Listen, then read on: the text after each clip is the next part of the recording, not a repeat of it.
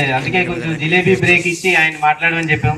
Energetic గా మాట్లాడతారని, అతివాదుల గురించి మితవాదుల గురించి అంటే ఎప్పుడు ప్రసంగించినా ఆ మాటలు మాట్లాడుతుంటారు. కాబట్టి అవి మళ్ళీ కూడా వాటన్నిటిని కూడా మన మధ్యలో తీసుకొచ్చి అలాగే వారి వరకు అలాగే ఆయన హైలైట్ చేసిన వాటిలో హ్యూమన్ పొటెన్షియల్ గురించి మాట్లాడారు.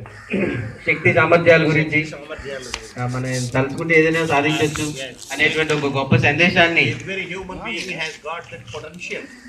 ఆ శక్తి సామర్థ్యాలతో ఏదైనా సరే మనం సాధించవచ్చు అని ఆయన అంతర్లీనంగా ఒక గొప్ప సందేశాన్ని మనకి ఇక్కడ అందించడం జరిగింది. అలాగే వారి చైల్డ్హుడ్ గురించి, నాటకాలు, డ్రామాల గురించి, వీటన్నిటి గురించి కూడా ఆయన మనతో పంచుకోవడం ఇదే మొదటిసారి నాకు తెలిసినంత వరకు. అంటే ఇంతకుముందు ఇప్పుడు చెప్పలేదేమండి?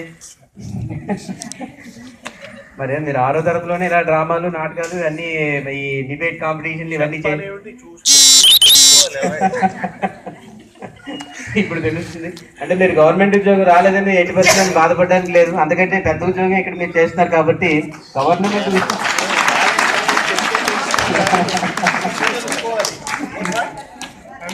అవును సార్.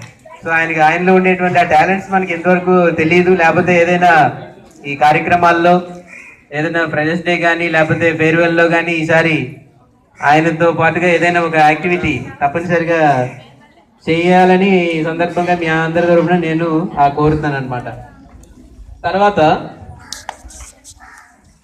పాట పాడడానికి అశ్విని బృందం రెడీగా ఉంటే రండి వేదిక దగ్గరికి. ఈ లోపు అందరూ కూడా జిలేబీ తినేయండి దయచేసి.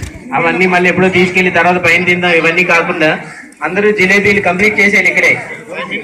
ఎవరి చేతుల్లో కూడా జిలేబీ కనపడడానికి లేదు అసలు. అందరూ జిలేబీలు తినాలి. రండి అశ్విని బృందం.